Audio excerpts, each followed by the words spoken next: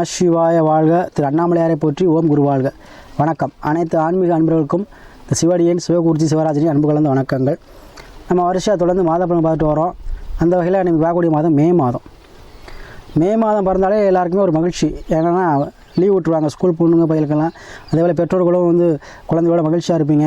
ஆன்மீக சுற்றுலா, இன்ப சுற்றுலா, இது மாதிரி குழந்தைகளுக்கு கூட ஒரு மன மகிழ்ச்சி, குடும்பத்தோட கணவன் மனைவியோட சந்தோஷம் வரும். அத்தகைய நிலையை எல்லா ராசிகளும் அடைய போகிறீங்க. அதே போல் மன மகிழ்ச்சி தரக்கூடிய விஷயங்கள், காசு பணம் சேர்க்கை, வருமானம் சேர்க்கை, வருமானம் மூலமாக தன லாபம் இதெல்லாமே கிடைக்க போகுது மே மாதம். சரிங்களா? அத்தகைய அந்த மே மாதத்தில் தான், ஏன்னா அந்த மே மாதத்தில் குரு பயிற்சி ஆகிறார். மேசராசிலேருந்து ரிஷபராசிக்கு பயிற்சியாக இருக்கார். கண்டிப்பாக அது ஒரு எல்லாருக்கும் ஒரு நன்மையான விஷயம் செய்ய போகுது. அதை பற்றி நம்ம பார்ப்போம்.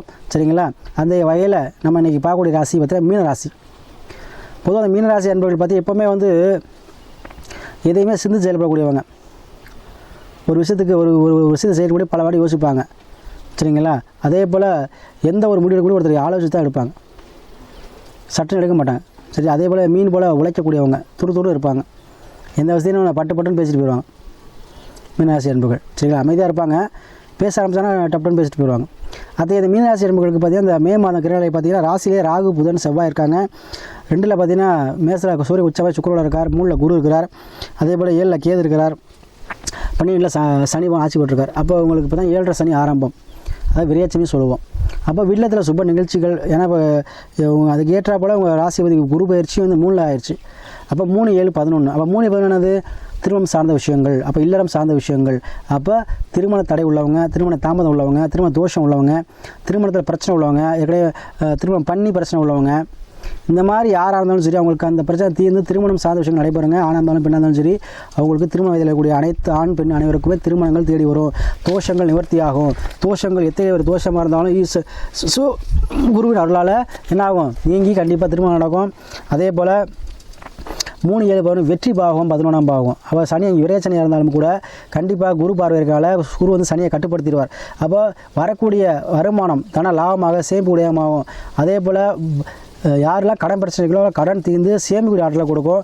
பொருளாதார ஏற்றத்தை கொடுக்கும். பிஸ்னஸ் மூலமாக அதிக லாபத்தை பெற போகிறீங்க. மக்கள் ஆதரவு அதிகமாக கிடைக்கும். உத்தியோக சார்ந்த விஷயங்கள் கை கொடுக்கும்.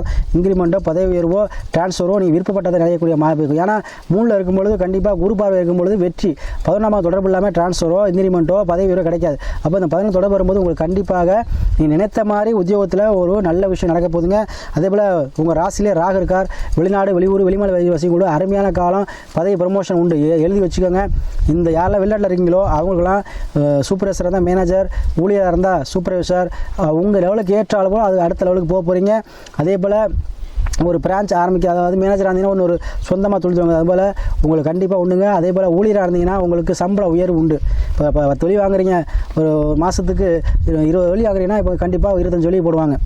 அதுபோல் உங்களுக்கு கண்டிப்பாக பார்க்கும் வேலை இடத்துல உங்களுக்கு ப்ரொமோஷனோ, பதவி உயர்வோ, இன்க்ரிமெண்ட்டோ தேடி வரப்போது, பயன்படுத்திக்கங்க. அதே போல் மறுமணம் சார்ந்த விஷயங்கள், திருமணமாகி யாரெல்லாம் பிரிவினையாக இருக்கீங்களோ அவங்களாம் மறுமணம் சார்ந்த விஷயங்கள் நடைபெற போகுது. அதே போல் காதல் திருமணங்கள் கண்டிப்பாக கைக்கூடி வருங்க. அதே போல் இல்லை சுக்கிரன் சூரியன் உச்சம். அப்போ குடும்பத்தில் தந்தை வழி மூலமாக ஒரு மகிழ்ச்சியான செய்தி காத்திருக்கு. தந்தை வழி பாட்டாளி சொத்துக்கள் சேரப்போகுது. பெண்கள் மூலமாக அது தினவரம் வரப்போகுது. வெள்ளி, தங்கம், ஆபரண சேர்க்கை கண்டிப்பாக ஏற்படும். அதே போல் குடும்பத்தில் ஒற்றுமை இருக்குங்க. யாரெல்லாம் பிரிஞ்சிருக்கிற கடன் பண்ணி சண்டை சச்சரவாக இருக்கீங்களோ அவங்களாம் ஒன்று சேர்ந்துருவீங்க.